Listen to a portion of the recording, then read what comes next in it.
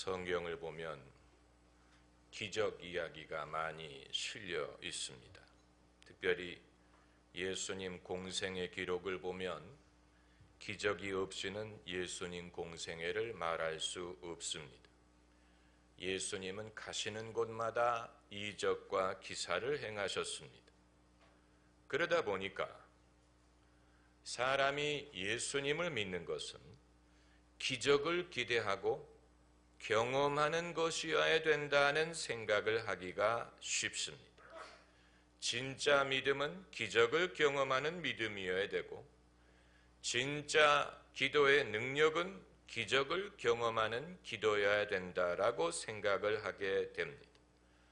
그리고 기대했던 대로 기적이 일어나지 않으면 그건 우리가 믿음이 부족했기 때문이든가, 아니면 하나님이 안 들어주셨기 때문이다라는 생각을 하게 되는데, 잘 믿으려고 하다가 번민이 시작하는 것입니다.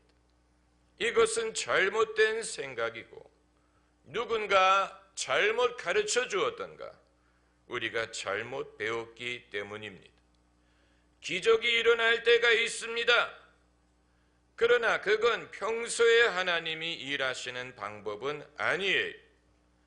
우리가 열심히 믿는다는 명목으로 기적을 요구하게 되면 그것은 하나님을 오해하는 것이고 결국 우리 신앙에 손해를 끼치게 될 것입니다.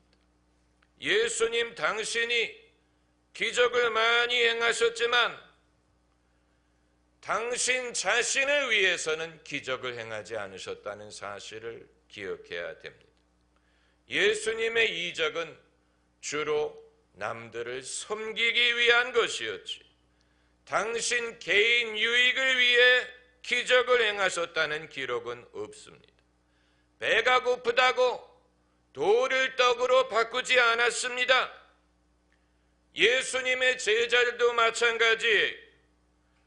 그들이 이적을 행할 때가 있었지만 그것은 복음을 위하여 특별하고 중요한 순간이었기 때문이지, 그들이 밥 먹듯 기적을 기대하며 살지 않았고, 그들도 우리처럼 믿음으로 살고 고난, 역경을 인내하면서 살았어. 의인은 기적으로 말미암아 산다고 하지 않았습니다. 의인은 믿음으로 말미암아 산다고 했습니다. 여기에는 커다란 차이가 있습니다. 이스라엘 백성이 40년간 광야 생활을 할 때 하나님이 그들에게 무엇을 먹이셨습니까? 만나를 먹이셨습니다. 이것은 기적적인 방법으로 그들을 한시적으로 먹이신 것입니다. 그러나 만나를 먹고 사는 것은 하나님의 궁극적인 계획이 아니었고, 하나님의 계획은 이스라엘 민족이 가나안 땅에 들어가서 그 땅을 일구어서 심고 거두는 방법으로 먹고 사는 것이었습니다. 그렇기 때문에 이스라엘 민족이 가나안 땅에 들어가는 그 날에 만나가 그쳤다고 했습니다. 만나는 어디까지나 일시적인 방편이었지, 그들이 장차 경험할 궁극적인 방법이 아니었습니다. 일시적인 방법이었어요. 만나로 먹고 사는 것을 기적에 비유한다면 가나안 땅을 일궈서 먹고 사는 것은 축복에 비유할 수 있습니다. 기적과 축복은 다른 것입니다. 하나님이 원하신 것은 당신의 백성들이 기적으로 사는 것이 아니고 축복을 받아 사는 것입니다. 그 차이가 무엇이냐? 기적과 축복의 차이점은, 첫째는 기적은 일시적이지만 축복은 지속적이라는 것입니다. 만나는 40년이란 제한된 기간에 일시적으로 그들을 먹이기 위해 주신 것이지만 가나안 땅에 들어가서 땅을 일구고 씨를 뿌려 수확을 거두고 사는 것은 지속적으로 누릴 수 있는 방법인 것입니다. 둘째로, 기적은 개인의 일시적인 필요만을 채우지만 축복은 많은 사람과 나눌 수 있는 것입니다. 만나를 거둘 때 각 사람이 그날 자기가 먹을 분량만을 거두었지만 가나안 땅에 들어가 그 땅을 일구게 되니까 자기의 먹을 분량이 뿐만이 아니고 많은 사람들과 나눌 수 있는 풍성함을 얻게 된 것입니다. 셋째로, 기적은 믿음을 필요로 하지 않지만 축복은 지속적인 믿음을 필요로 합니다. 이스라엘 민족이 만나를 얻기 위해 믿음을 사용하지 않았어요. 그건 하나님이 주신 은사였어요. 그러나 가나안 땅을 지키고 얻고 그 땅의 혜택을 누리기 위해서는 믿음이 필요했습니다. 그렇기 때문에 가나안 땅을 무엇의 땅이라고 불렀습니까? 약속의 땅이라고 불렀습니다. 약속이란 말이 의미하는 것은 믿음을 요구한다는 뜻입니다. 넷째로, 기적은 초자연적인 방법에 의존하지만 축복은 자연스럽고 순리적인 심고 거두는 방법을 사용합니다. 문자 그대로 이스라엘 백성은 땅에 씨를 심고 그것이 자라기를 기다려서 수확을 거두는 방법으로 살았습니다. 오늘 본문 23절에 땅이 스스로 열매를 맺대라고 했어요. 씨를 뿌려 놓으면 땅이 스스로 열매를 맺어요. 하나님이 평소에 우리 삶에 역사하시는 방법도 이와 같습니다. 우리가 이것을 오늘 우리가 알기를 원하는 것입니다. 하나님이 기적을 행하실 때가 있지만 그것은 특별한 목적과 명분을 위한 것이고 평소에는 이스라엘 민족이 땅에 들어가 땅을 일구고 뿌리고 거두고 산 것처럼 우리의 삶에서도 순리적인 방법으로 일하기를 원하십니다. 그래서 첫째로 씨를 뿌리는 것이 시작이, 씨를 뿌린다는 말은 하나님의 말씀을 듣고 그 말씀에 의거하여 옳은 생각, 옳은 가치관, 옳은 목표, 착하고 선한 마음으로 받아들여서 거기에 의거하여 올바른 인생의 방향과 목적을 갖는 것을 말합니다. 이것을 아무도 건너뛸 수 없습니다. 이것이 없이 하나님의 역사를 경험할 수 없습니다. 사람이 예수 그리스도를 믿어 예수님의 말씀을 배우고 믿고 받아들이고 따르고 그 인생의 방향과 목적이 예수님에 의하여 바르게 정해지는 것, 이것이 없이는 하나님의 일을 경험할 수 없습니다. 이것이 하나님의 일의 시작이고 이것을 건너뛸 수 없습니다. 그리고 둘째는 씨를 뿌린 후에는 오늘 본문에 저가 밤낮 자고 깨고 하는 중에 씨가 나서 자라되 그 어떻게 된 것을 알지 못한다고 하신 것처럼 이것이 자연스러운 방법으로 순리적인 방법으로 심은 대로 땅이 스스로 열매를 맺는 변화가 일어나기 시작합니다. 뿌린 사람은 의식하지 못하지만 자신의 삶에 받아들인 예수님의 말씀이 싹이 나서 자라기를 시작합니다. 우리가 인생의 바른 생각, 가치관, 바른 정신, 사고방식, 목표를 업신여겨서는 안 되는 이유가 여기에 있습니다. 이것은 효험이 많습니다.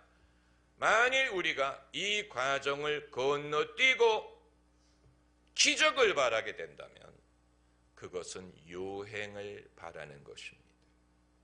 기적을 바라는 많은 사람의 마음이 요행을 바라는 것과 같다면 그것은 그 사람의 영혼의 성숙에 도움이 되지 않고 그 사람의 믿음을 발전시키지 않고 그것은 하나님에게 영광이 되지 않고 결국 인간은 자신의 욕망을 위하여 하나님을 이용하는 것이 될 수밖에 없을 것입니다. 예수 천당 불신 지옥으로 유명한 최건능 목사님이 평양신학교를 다닐 때 늘 전도만 하러 다니느라고 공부를 안 했어요. 다음 날이 헬라어 시험인데 전혀 공부가 되지 않아서 시험 전날 밤에 밤을 새서 통성기도를 했습니다. 그리고 시험장에 들어갔는데 하나도 아는 문제가 없어서 백지를 내고 나오면서 성령도 헬라어 앞에서는 꼼짝 못하시는구나 이렇게 말했다고 하는데 여러분 그런 기적은 일어나지 않습니다. 그런 기적을 바라는 것은 요행입니다. 만일 누가 그런 기적을 경험했다면 그 이외 사람들은 시험에 듭니다. 그럼 열심히 공부한 사람은 어떻게 하라는 말이냐? 여러분 우리나라가 대한민국의 개신교가 정말로 개혁되기 위하여 많은 것을 바꿔야 하는 중에 한 가지 정말 없애야 되는 것이 뭔지 아십니까?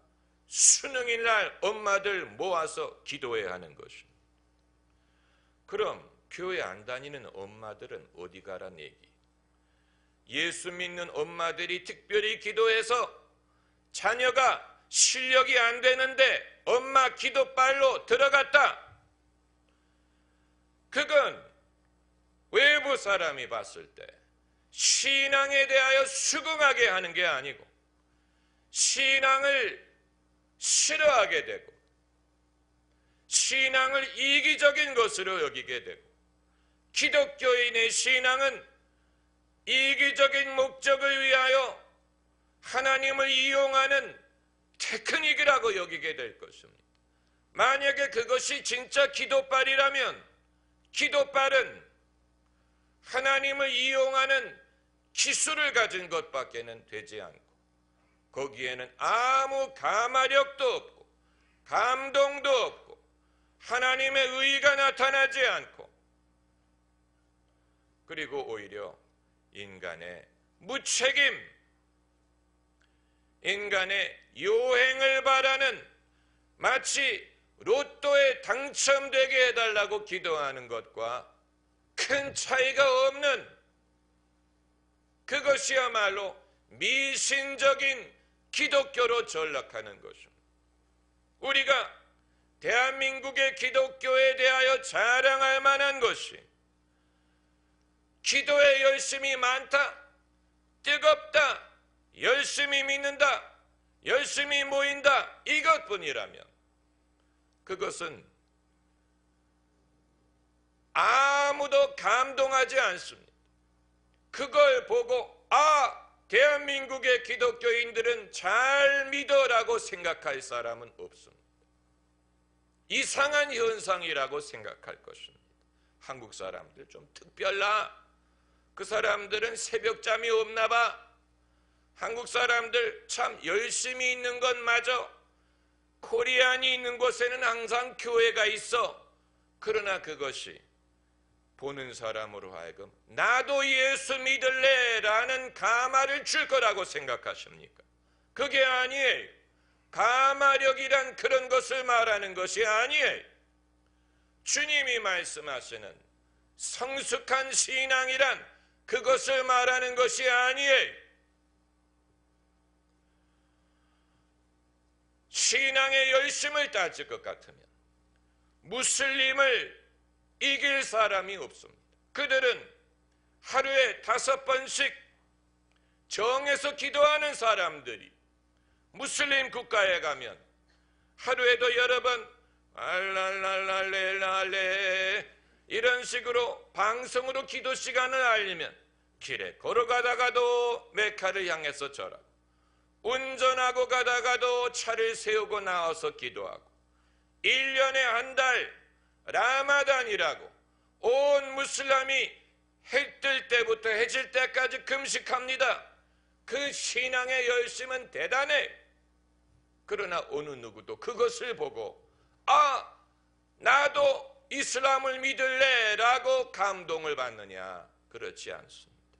저 사람들은 좀 특별하게 믿는구나. 힘들겠다.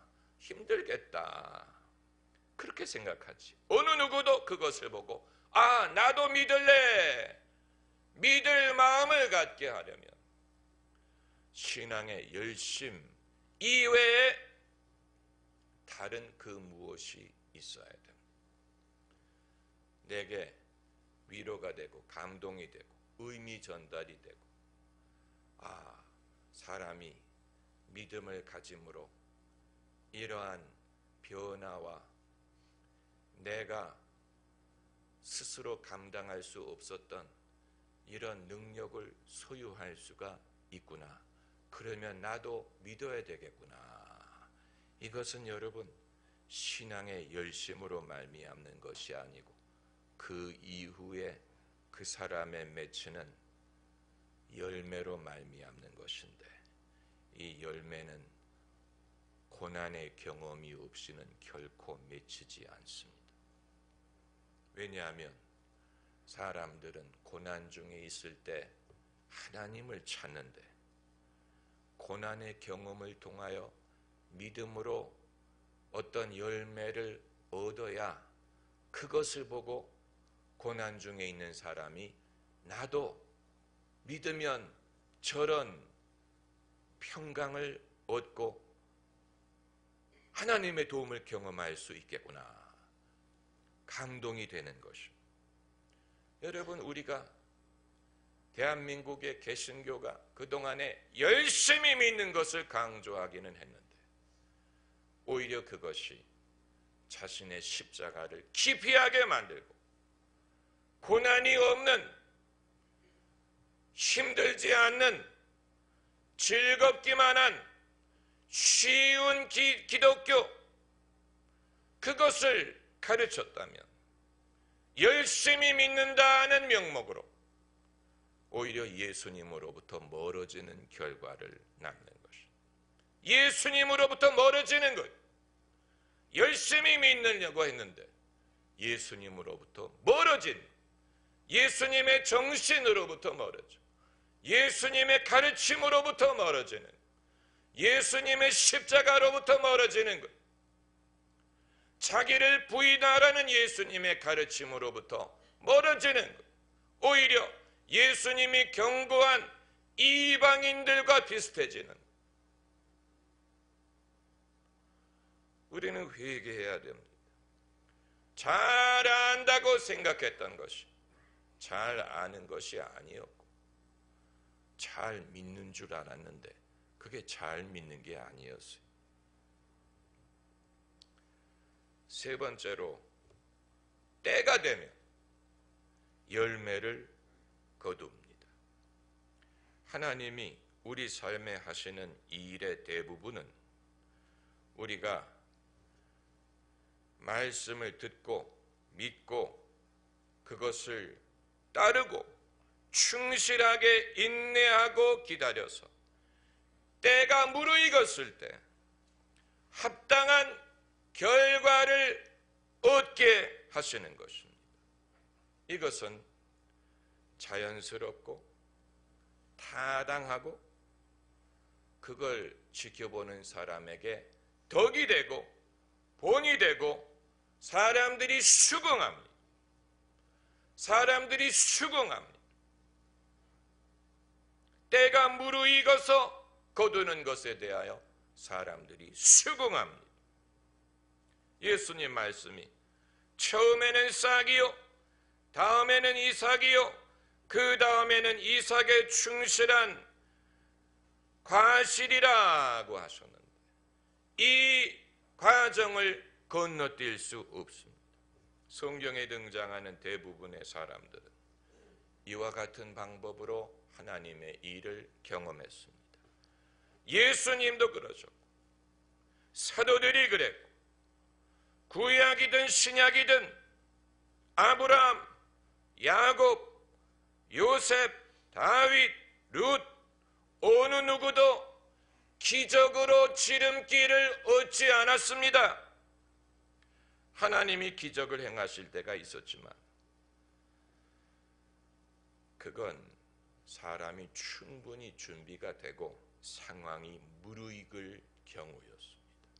다윗이 어떻게 하다가 우연히 물매를 들고 나가 골리앗과 싸워 이긴 게 아니에요. 요행이 아니에요.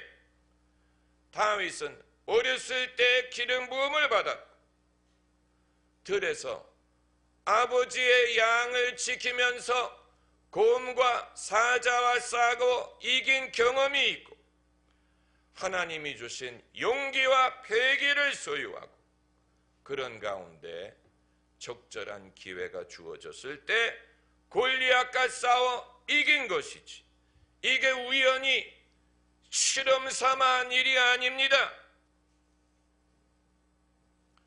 마귀가 예수님을 시험할 때 무엇을 요구했는지 아시지요? 기적 행할 것을 요구했습니다. 예수님이 시장한 줄 알고 당신이 하나님의 아들이면 이 돌을 떡덩이가 되게 하라. 아주 그럴듯한 유혹.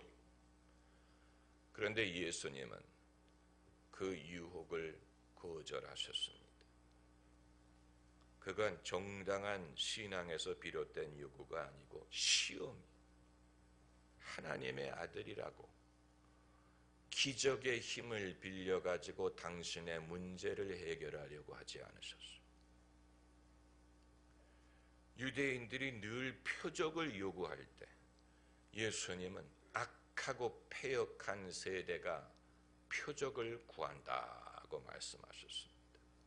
여러분, 우리가 기적의 역할에 대하여 정당한 믿음의 능력에 대하여 잘못 알고 있기 때문에 그것이 우리의 신앙에 아무런 도움이 되지 않고 하나님을 오해하게 만들고 시험에 들 수 있습니다. 우리는 찬송가 부를 때마다 며칠 후 요단강 건너서 만나리, 해처럼 밝게 살면서 주 찬양하리라, 천성을 향해 가세, 저 밝고도 묘한 하늘나라에 찬송하며 올라가세라고 찬송하기를 좋아하지만 아무도 천국 가고 싶어 하지 않아요. 천국에 대해서 찬양하지만 갈래? 아니면 아니요. 이상한 것입니다. 천국에 대해서 그렇게 찬양하면서 너 좀 와라 그러면 아니요, 하나님 살게 해주세요. 목사님 저 좀 살게 해주세요. 이상한 것입니다. 그럼 아예 찬양을 하지 말든가. 이상한 것입니다. 우리의 이중적인 면을 보여주는 것입니다. 이중적인 면, 천국은 아름답고 천국은 즐겁고 라고 주일학교 애들한테 천국은 아름다운 곳 찬양을 가르치면서 갈래? 그럼 아니요. 그리스도인의 이중성. 왜 우리의 신앙이 변질되느냐? 그 이중성 때문에 그래요. 여러분, 하나님의 일을 경험하려면 착하고 온유한 마음으로 하나님의 말씀을 받아들여야 됩니다. 그게 별거 아닌 것 같아요. 그게 별거 아닌 것 같지만 하나님의 대단한 역사가 그런 식으로 시작합니다. 그걸 받아들이면 불어난다고 하셔. 30배, 60배, 100배. 주의 말씀 듣고서 준행하는 자는 반석 위에 집 짓고 집을 지음 같다. 비가 오며 물 나며 바람 부딪혀도 반석 위에 세운 집 넘어지지 않네. 넘어지는 게 있다면 반석 위에 세우지 않았기 때문. 여러분, 그게 별거 아닌 것처럼 보여. 별거 아닌 것처럼 보여. 예수님도 그 원칙대로 사셨어요. 모든 믿음의 어른들이 그 원칙을 순종했어요. 하나님이 그렇게 정하셨습니다. 약속의 땅의 별명이 뭡니까? 젖과 꿀이 흐르는 땅. 여러분, 이 땅을 잘 일구기만 하면 우리 삶에 젖과 꿀이 흐릅니다. 할렐루야. 기도하십시다.